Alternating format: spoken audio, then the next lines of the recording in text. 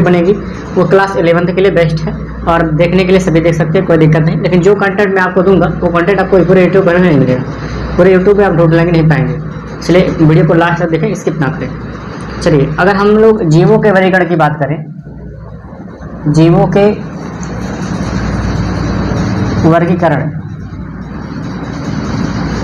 वर्गीकरण की बात करें, इसे हम लोग कहेंगे classification of organism, classification in organism या ऑफ ऑर्गेनिज्म्स,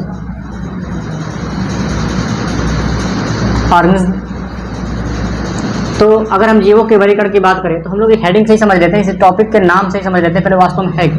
अगर हम लोग किसी जीव की ले लेंगे, कोई जीव है, इस जीव का अलग बॉडी है और इस जीव की अलग आकार है, इस जीव का अलग आकार है, तो सभी जीवों को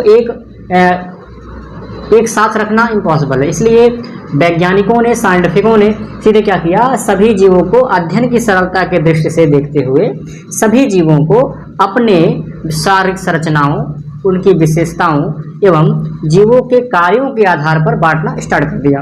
तो इसीलिए इस क्रिया को ही जीवों का वर्गीकरण कहते हैं, इस क्रिया को जीवों का वर्गीकरण कहते हैं। इतना तो क्लियर हो गया होगा।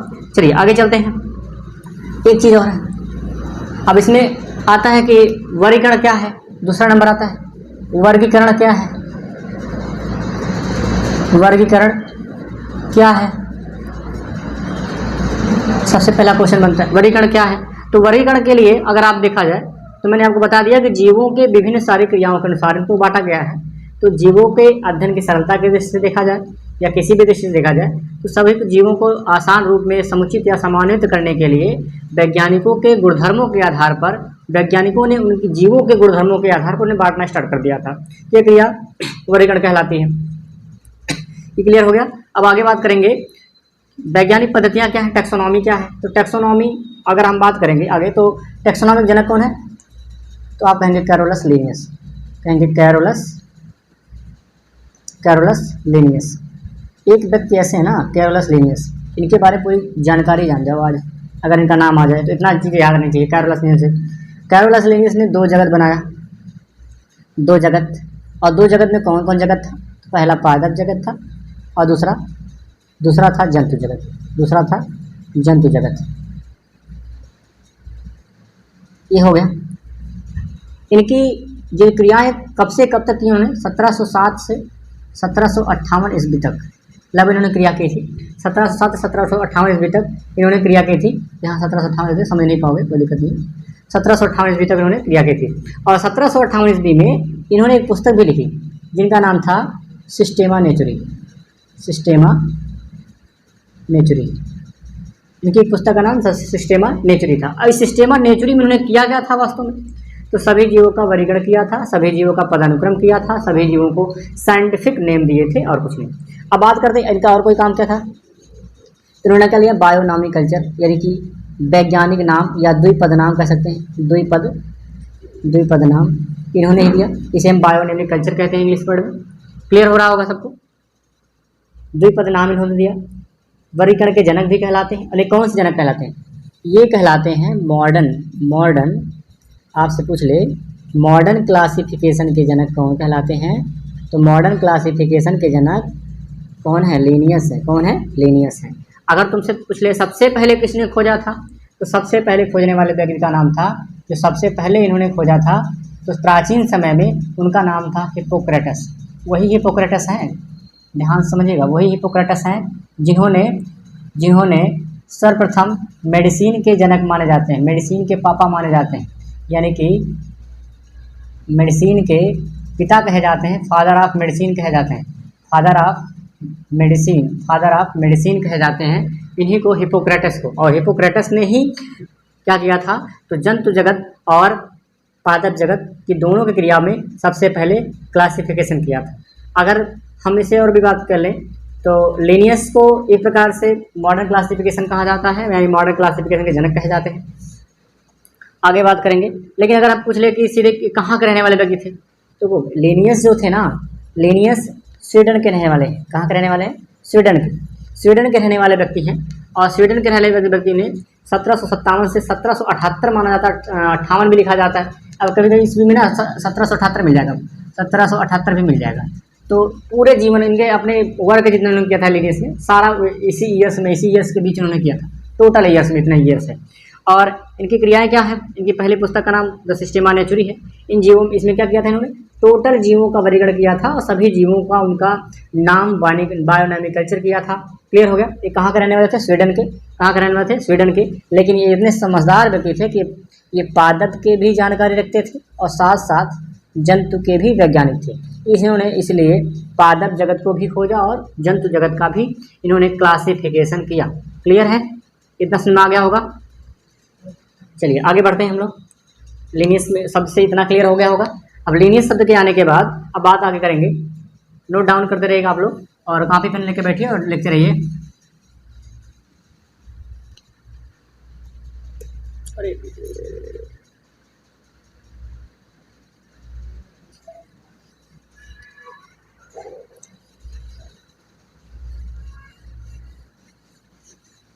चलिए आगे बढ़ते हैं।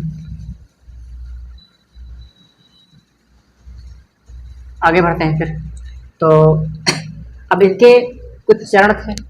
अब जो बांटने का चरण क्या था, तो जीवों के वर्गीकरण के चरण हो जाएंगे। वर्गीकरण के चरण, और वर्गीकरण के चरण कितने थे, तो 4। कितने चरण थे, 4। पहला था पहचान, सभी जीवों की पहचान होनी चाहिए। फिर उनका वर्ग विभाजन होना चाहिए, वर्ग विभाजन होना चाहिए। इसके बाद 3rd नंबर पे आता है इनका नामकरण होना चाहिए। नामकरण नहीं होगा तो कैसे हम बुलाएंगे किसी जीव को, किसी पहचान कैसे करेंगे कि ये जीव ऐसा है, वो जीव ऐसा है। इसके बाद 4 नंबर आना चाहिए वर्ग की पदानुक्रम। वीडियो थोड़ा लंबा होगा लेकिन सारी जानकारी आपको मिल जाएंगी। अब पहचान मतलब क्या हो जाएगा, इन जीवों की पहचान का रीज़न ये होता है कि जीवों के नाम, इनका क्या होना चाहिए, नाम होना चाहिए और उनके स्थान से वो कहाँ रह रहे हैं, इससे इनकी पहचान हो सकती है। क्लियर हो गया, इसमें लिख सकेंगे क्योंकि क्लियर समझने के लिए। अगर पहचान की बात करें, वर्ग विभाजन की बात करें, तो आप कहेंगे जीवों के उनके विभिन्न वर्गों में, जीवों के विभिन्न वर्गों में विभाजन करना, उनके विभिन्न बॉडी के हिसाब से बांट देना, उनकी आकार के हिसाब से बांट देना। ये क्लियर हो गया। नामकरण जानते हैं, इसमें सर्वमान्य नाम दे देना उन्हें। सर्वमान्य मतलब होता है एकदम, सर्वमान्य मतलब जैसे मैंने कह दिया मानव का वैज्ञानिक नाम, तो मानव में 2 ऑर्बिटल आते हैं, मेल और फीमेल। मेल एवं फीमेल 2 आते हैं। तो हम मानव का वैज्ञानिक नाम पढ़ रहे हैं, ना कि मेल फीमेल का। मानव का वैज्ञानिक नाम होमो सेपियंस। क्या नाम है, होमो सेपियंस। क्लियर हो गया। ये सर्वमान्य नाम है, इसमें कोई दिक्कत नहीं होगी आपको, ठीक ना। अब इसे नाम में से डायरेक्टली आपको बता दें, 10-12 तो ऐसे याद ही होनी चाहिए। जैसे आपको कह दिया जाए कि वैज्ञानिक नाम बताइए, तो वैज्ञानिक नाम मतलब मानव का हो गया होमो सेपियंस, मेढक का हो गया राना टिग्रिना, आम का हो गया मैंजीफेरा इंडिका। इसके बाद आगे बढ़ते हैं, धान का हो गया ओराइजा सटाइवा, और गेहूँ का हो गया ट्रैक्टरियम एस्टिवम, और आपके जो आलू हम लोग खाते पोटैटो, उसका नाम सोलेनम, ठीक ना। और नेक्स्ट बात करें तो पैंथरा टाइग्रिस, पार्डोस पैंथरालियो शेरबाग चीता का है, और पाओ क्रिस्टस मोर है, और फैमिली कैटस जो कुत्ता है, सब हैं। और चलिए आगे बढ़ते हैं, इतना नहीं बहुत ज़्यादा पूछेगा। नामकरण की बात आएगी तो नामकरण बता देंगे। वर्गीकरण पदानुक्रम में मतलब क्या होता है, उनको सभी जीवों के उनके क्रम के अनुसार बांट देना। क्रम मतलब होगा उनकी बॉडी के हिसाब से बांट देना, उनका क्रम क्या क्या बनेगा उस हिसाब से बांट देना। क्लियर हो गया होगा। आगे बढ़ते हैं कि इनका कर्ण का, ये क्लियर हो गया इतना होगा आपको। चलिए आगे, अब आगे बढ़ते हैं। तो आगे बढ़ने का मतलब हो जाएगा 2 पॉइंट हो गया आपका। ये सारे पॉइंट आप नोट डाउन करते रहिएगा कि इंपॉर्टेंट है टोटल। इसके बाद 3rd नंबर आता है, इसे हम लोग कहें उद्देश्य क्या था। अगर आपसे पूछ लेना वर्गीकरण के उद्देश्य, आपके स्कूल में जो बायोलॉजी पढ़ाता होगा ना, अगर उससे पूछ लो कि वर्गीकरण का उद्देश्य क्या था ना, वो भी नहीं बता पाएगा, कहेगा बेटा कल बताएंगे। तो उद्देश्य का रीज़न बेटा ये था कि उद्देश्य में पहला उद्देश्य इनका ये था कि जीवों के पहले से निर्धारित, अगर हम लिख दूँ क्या, जीवों के पहले से निर्धारित लक्षणों के आधार पर उन्हें पहचान करना या उनका बंटवारा करना, ये हो गया। ये तो हुआ, मैंने बताया था पहले शुरुआत में। और दूसरा समरूपता, समरूपता, समरूपता के हिसाब से बांटना, ठीक है। समरूपता एवं संबंधों के आधार पर बांट दो, समरूपता एवं संबंध कर लो, संबंधों के हिसाब से बांट दो। 3 नंबर आ जाएगा। 3 नंबर में कौन आ जाएगा? जीवों के विकास एवं परिवर्तन के हिसाब से। जैसे जीवों का विकास, अब विकास में अगर आएगा ना जीवों के विकास, तो 1 पॉइंट यहीं में आ जाएगा, जीवों के विकास। तो 1 पॉइंट और इसमें जुड़ जाएगा आपका कि कौन कौन सा विकास कौन सा जीव हुआ। तो एक प्रकार होता है उच्च जीव, उच्च जीव, और दूसरा होता है निम्न जीव, निम्न जीव। उच्च जीव निम्न जीव क्या होता है? उच्च जीव जिनके जीव बॉडी में परिवर्तन होते हैं, परिवर्तन हुए हैं, आज तक परिवर्तन हो गए परिवर्तन, उन्हें हम उच्च जीव में रखते हैं। और जिनका परिवर्तन नहीं होता उन्हें हम कहते हैं निम्न जीव। क्लियर हो गया होगा? ये समझने के लिए मैंने बता रहा हूँ, ठीक है। आगे चलते हैं। फिर इतिहास क्या है? अब तुम्हारा अगला पॉइंट मैं कर दूँ, वर्गीकरण का इतिहास क्या है। इतना क्लियर हो गया? 3 पॉइंट काफ़ी होगा मेरे हिसाब से। तो आगे चलेंगे, वर्गीकरण का इतिहास क्या है। तो 4 नंबर, वर्गीकरण का इतिहास।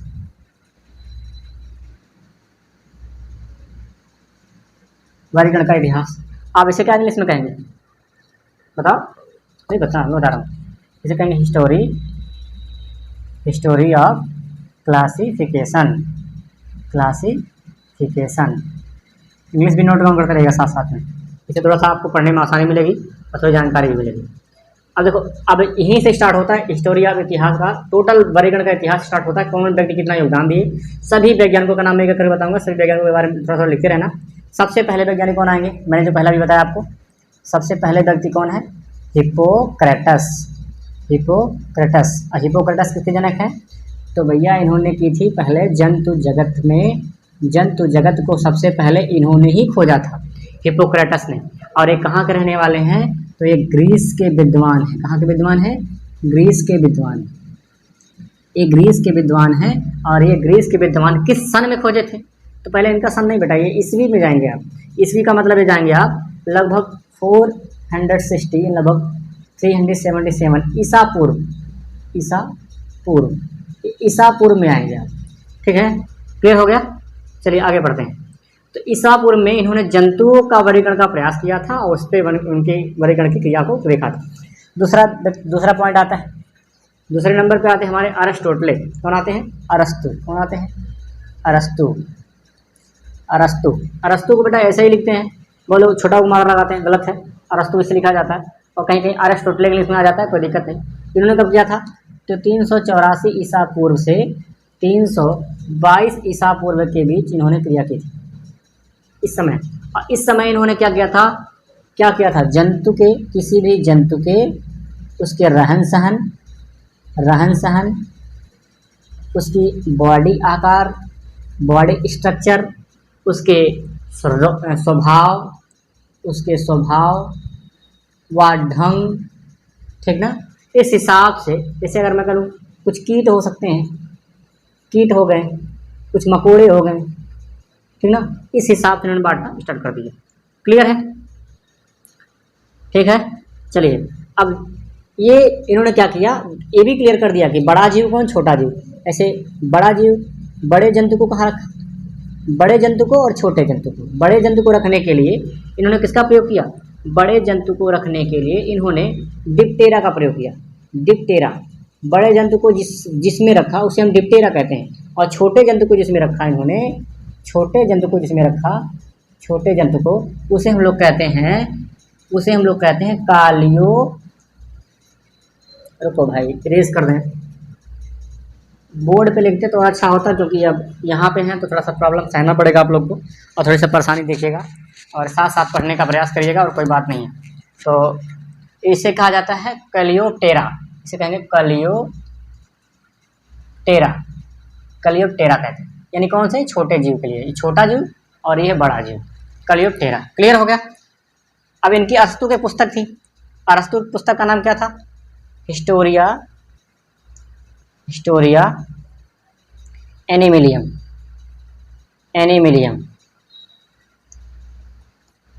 कहा जाता है, हिस्टोरिया एनिमिलियम।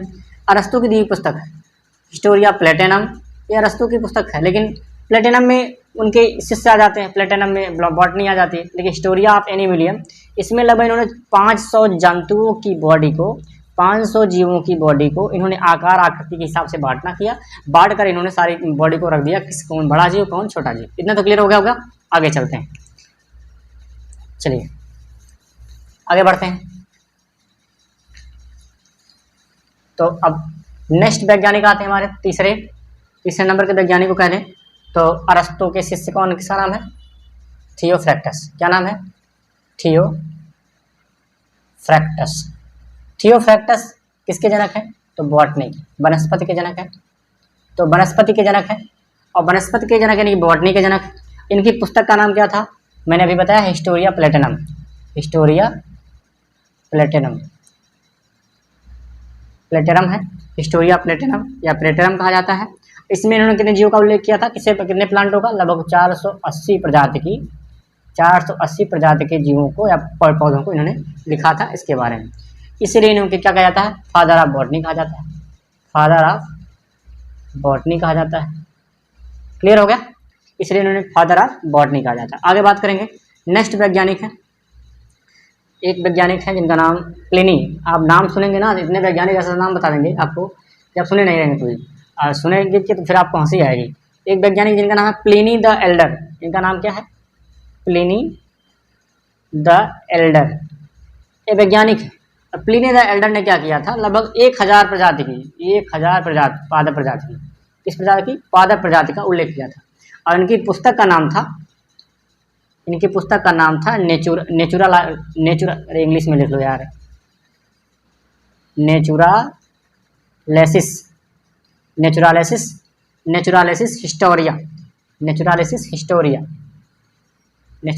हिस्टोरिया इनकी पुस्तक का नाम है। और उन्होंने किस सन में की थी? तो बेटा सन इन्हीं के साथ थे, इन्हीं के, किसके? बॉटनी वाले वैज्ञानिक के साथ, थियोफ्रैक्टस के साथ ही थे इनके। चलो आगे बात करते हैं, 5वें नंबर वैज्ञानिक की बात करेंगे। 5वें नंबर वैज्ञानिक की बात करेंगे जिनका नाम क्या है? नाम सुनोगे तो एकदम भूलेंगे नहीं सर जी, कहेंगे जॉन रे। क्या है? जॉन रे भुला जाओगे क्या? नहीं भुलाओगे। जॉन रे कौन थे? जॉन रे हैं जिन्होंने सन 1627 से लगभग 1705 तक इन्होंने वर्क किया था। किसमें इन्होंने सबसे पहले क्या दिया था? स्पीसीज शब्द का प्रयोग किया था। ध्यान देना, जॉन रे ने क्या किया था? स्पीसीज, यानी स्पीसीज माने हो गई जाति शब्द का प्रयोग किया था। जाति की जो हम क्लासिफिकेशन पढ़ते हैं, क्लासिफिकेशन में इन्होंने क्या किया था? स्पीसीज शब्द का प्रयोग किया था। और स्पीसीज माने होती जाति, और स्पीसीज ही नहीं बल्कि 2 शब्दों का और प्रयोग किया था, जिसे कहेंगे हम ऑर्डर यानी कि गण का भी प्रयोग किया था उन्होंने। और रहता क्लास का नहीं होता, वर्ग का भी प्रयोग किया था। और लास्ट में इन्होंने क्या प्रयोग किया था? फैमिली का भी प्रयोग किसने किया था? तो यानी कुल, किसने किया था? जॉन रे ने किया था। जॉन रे कैसे वैज्ञानिक थे बेटा? ये नेचुरलिस्ट वैज्ञानिक है, यानी कि क्या कहेंगे? प्राकृतिक वैज्ञानिक। क्या माने जाते हैं? प्राकृतिक वैज्ञानिक माने जाते हैं। और ये प्राकृतिक वैज्ञानिक है, कौन है? तो जॉन रे प्राकृतिक वैज्ञानिक माने जाते हैं। क्लियर हो गया? आगे बढ़ेंगे, चले। इनकी पुस्तक का कोई नाम है? बता दो। अभी नाम बताएंगे तो कन्फ्यूजन में जा जाओगे, सर जी यही पुस्तक वो भी लिखे थे, वही पुस्तक वो भी लिखे थे। नहीं, देखो इनकी पुस्तक का भी नाम था हिस्टोरिया प्लेटिनम, ये भी उन्हीं का पुस्तक का नाम था। लेकिन ये पुस्तक, इसी पुस्तक का वर्जन था, जो कॉपी था वो लिनियस ने भी लिखा था। तो वो पुस्तक दूसरी थी और ये पुस्तक इनकी है। क्लियर है? इनमें कितना किया था? तो इन्होंने क्या किया था? इनमें उन्होंने केवल प्लांट का उल्लेख किया था, लेकिन इन्होंने प्लांट के साथ, पादप के साथ जंतु का भी उल्लेख किया है इस पुस्तक में। प्लांट के साथ जंतुओं का भी उल्लेख किया है इसमें। और कितने जीवों का उल्लेख किया है? लगभग 18,000 जाति जीवों का उल्लेख किया है। क्लियर हो गया? चलो आगे बढ़ते हैं। अब एक सबसे जो मैंने आपको बताया अभी, लिनियस के बारे में पढ़ चुके हैं, लिनियस के बाद फिर दोबारा बता देते हैं। चलिए आगे बढ़ते हैं। तो इतना क्लियर हो गया? चलिए नोट कर लीजिएगा, इरेज कर दे रहे हैं। चलिए आगे बढ़ते हैं भाई। समझ में आ रहा सबको? नहीं आ रहा फिर वीडियो को फिर से एडिट कर देख लेना, फिर से दोबारा देख लेना। रिव्यू करके देख लेना वीडियो को। चलिए, इसके बाद स्वीडन के वैज्ञानिक आते हैं। कौन आते हैं? स्वीडन के वैज्ञानिक। स्वीडन के वैज्ञानिक कौन है? तो कैरोलस लिनियस। क्या नाम है? Carolus Linnaeus. इन्होंने क्या किया था? सन 1707 से सन 1778 लिख लो सीधे सीधे, क्योंकि 1758 में इन्होंने पुस्तक लिखी थी। कौन सी पुस्तक? सिस्टेमा नेचुरी लिखी थी। सिस्टेमा नेचुरी लिखी थी। सिस्टेमा नेचुरी में इन्होंने कितने जीवों का उल्लेख किया था? लगभग 480 पादप जीवों का उल्लेख किया था। ठीक है। और 1778 तक इन्होंने क्या किया था? तो 1778 तक इन्होंने कई पुस्तकें लिखी थी, जैसे हिस्टोरिया प्लेटिनम हो गई। ठीक ना, हिस्टोरिया प्लेटिनम इन्हीं की पुस्तक का नाम है। क्लियर हो रहा है आपको? चलो, और इन्होंने कैसे क्या किया था? तो भैया द्विपद नाम खोजे थे। द्विपद नाम, इसे कहा जाता है बायोनॉमिकल्स, बायोनॉमिकल्चर, बायोनॉमिकल्चर कहा जाता है, यानी द्विपद नाम कहा जाता है। इन्होंने वर्गीकरण के जनक माने जाते हैं। और वर्गीकरण कौन? वर्गीकरण आधुनिक वर्गीकरण। कौन वर्गीकरण? वो आधुनिक, यानी कि modern classification. Modern classification, modern classification जो है वो आधुनिक वर्गीकरण में आता है। और सबसे पहले किसने खोजा था? तो मैंने आपको बता दिया कौन ने खोजा था। तो सबसे पहले खोजने वाले हिप्पोक्रेटस हैं। कौन है? हिप्पोक्रेटस। चलिए आगे बढ़ते हैं। मॉडर्न खोजने वाले ने कहा फादर ऑफ, क्या कहा जाता है? Father of classification, father of classification. Clear है? चलो आगे बढ़ते हैं। चलिए आगे बढ़ते हैं। अब आते हैं नेक्स्ट वैज्ञानिक।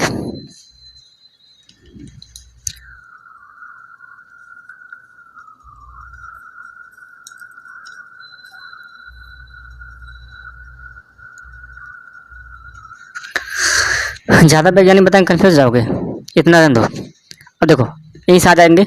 जब लीनियस ने केवल दो जगत का उल्लेख किया था, जिसका नाम था, दो जगत में कौन आते हैं? दो जगत में आते हैं। एक पादप जगत और दूसरा आता है जंतु जगत। पादप जगत और दूसरा आता है जंतु जगत। इसे हम लोग कहते हैं प्लांट किंगडम, इसे कहते हैं एनिमल्स किंगडम। ये दो जगत आते हैं। तो दो जगतों में इन्होंने क्या किया था? दो जगत में इनका उद्देश्य यह था कि इसके जो जीव पाए जाते हैं वो कौन कौन से पाए जाते हैं, किस तरीके से पाए जाते हैं। तो इन्होंने क्या किया? आसानी सरलता के रूप में, एकदम सीधा और साधारण बता रहे हैं आपको। अगर समझ में आ गया तो ठीक है, नहीं तो फिर दिक्कत आ जाएगी आपके लिए। अब ये नहीं समझ पाओगे तो फिर कुछ नहीं समझ पाओगे। तो प्लांट के लिए सबसे, उसमें कोई दिक्कत नहीं, प्लांट में सारे प्लांट आ गए, उसमें कोई दिक्कत नहीं। लेकिन इन्होंने क्या किया? जंतु में इन्होंने बांट दिया। तो जंतु में बांटने का मतलब क्या था? इन्होंने सबसे पहले किसको रख दिया? मत्स्य। किसको रख दिया? मत्स्य, यानी कि मछली जानते हैं ना, पिसीज कहा जाता है, पिसीज। ठीक है। दूसरा कौन रख दिया इन्होंने?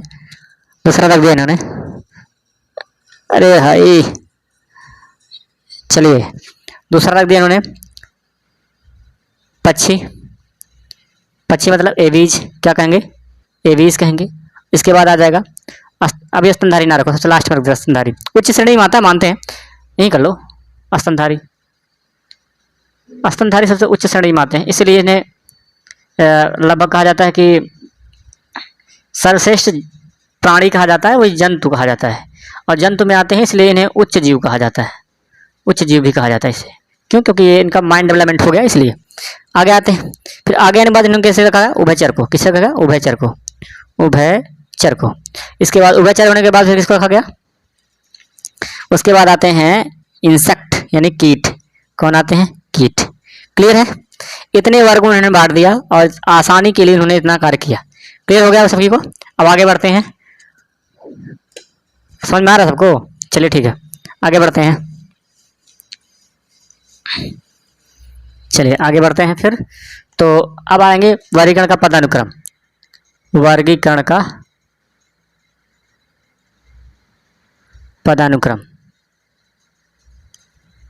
ठीक है, वर्गीकरण का पदानुक्रम। तो वर्गीकरण पदानुक्रम क्या है? तो सभी जीवों को बांटने का उद्देश्य था कि कितने जीवों को किसने बांटा, किस संघ में बांटा। तो चलो हम लोग एक एक करते हैं। अगर तुमसे पूछ ले दुई जगत किसने लिखा, दुई जगत किसने लिखा, तो आप सीधे सीधे कहोगे लीनियस। कौन कहेंगे? लीनियस। 1707 से 1758। 1760 से 1778 लिख लो, सीधे सीधे 58 भुला दो, बीच में 58 याद रखना, क्या दिक्कत है। पुस्तक लिखे थे इसलिए 1758 की बात आती है। 3 जगत कौन आते हैं? 3 जगत के तो एक व्यक्ति आते हैं जिसका नाम कॉपलैंड है। कॉपलैंड कौन थे? तो कॉपलैंड का नाम आता कि नहीं आता है? 1894 इनका नाम किया जाता है। और 4 जगत किसमें आते हैं? 4 जगत कौन है? अनसर्ट, हेकल, अनिसर्ट, हेकल, ये किस कौन सन में आते हैं? तो इनका सन कुछ याद होता है आपको? मेरे हिसाब से तो नहीं, मुझे नहीं याद है, तो आप लोग लिखना कुछ। इसके बाद 5 जगत आता है। 5 जगत कौन आते हैं? RH व्हिटेकर 1969 इन्होंने इतना किया था। क्लियर है? अब तुमसे पूछ ले भैया वो जगत कौन से थे, वो 5 जगत दे कौन से थे? तो 5 जगत में मैंने बताया 2 जगत आता है इसमें, जिसे कहते हैं पादप जगत और जंतु जगत, 2 आते हैं। 2 जगत में आने के बाद 3 जगत किसमें आता है? तो 3 जगत के लिए आते हैं, 3 जगत जोड़ दिया जाता है किस तरीके से? 3 जगत में प्रोटिस्टा को शामिल किया जाता है, इसमें प्रोटिस्टा शामिल कर देंगे। ठीक है, 3 जगत हो जाएंगे, ये भी वाला जगह 3 जगत हो जाएंगे। इसके बाद आंसर ठेकर जिसको 4 जगत बनाएंगे। 4 जगत के लिए कौन सा आएगा? एनिमलिया। ठीक है, 4 जगत आ जाएगा। जंतु जगत भी आता है, कोई दिक्कत नहीं, इसमें सुना जाएगा। 3 जगत। और इसके बाद अभी फंजाई बचा है। फंजाई किसने दे दिया था? तो इसे मोनेरा, इसे फंजाई, एक खोजे थे। क्लियर है? सुना गया होगा अभी। चलिए ठीक है, आगे बढ़ते हैं। देखो, सभी जीवों को बांटने का एक अवरोही क्रम बनाया गया। आरोही में जानते हैं ना, प्राइमरी में पढ़े होंगे अवरोही और आरोही। तो ये आरोही नहीं है, अवरोही, बढ़ते क्रम में, बढ़त जाए, जीरो से उठी बढ़त जाए। अवरोही माने घटते क्रम में, बड़ा से छोट से बड़ा, ये ना। चलो भुलाएगा ले हूँ, याद रहा तो प्राइमरी वाला। चलिए, तो बड़े हमने पहले लिखेंगे, तो आरोही क्रम बांटेंगे सीधे पहले लिखेंगे। क्या बांटेंगे? नॉर्मली हम पढ़ लेते पहले। किंगडम, क्या आएगा? किंगडम के बाद कौन आता है? फाइलम के बाद क्या आता है? क्लास, क्या आता है? क्लास के बाद क्या होना जाएगा? क्लास के बाद आ जाएगा आपका गढ़, यानी इसे कहेंगे ऑर्डर के बाद क्या आ जाएगा? फैमिली, यही है ना भैया? हाँ, ऑर्डर के बाद आएगा फैमिली। इसके बाद कौन आ जाएगा? फैमिली के बाद कौन आएगा?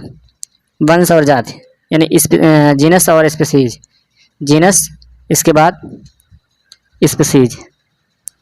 अब सबसे छोटी यूनिट, सबसे छोटी इकाई किसे कहा जाता है? तो स्पीसीज को। और सबसे बड़ी किसे कहा जाता है? तो वर्ग कहाँ गया? क्लास। ठीक है, क्लियर है? इन दोनों का प्रयोग किसने किया था? तो जॉन रे। किसने किया था? जॉन रे ने। क्लियर है? कितने ईस्वी में? 1627 ईस्वी में, 1627 में। ठीक है, क्लियर हो गया? चलिए आगे बढ़ते हैं। क्लियर हो रहा है सबको? चलिए,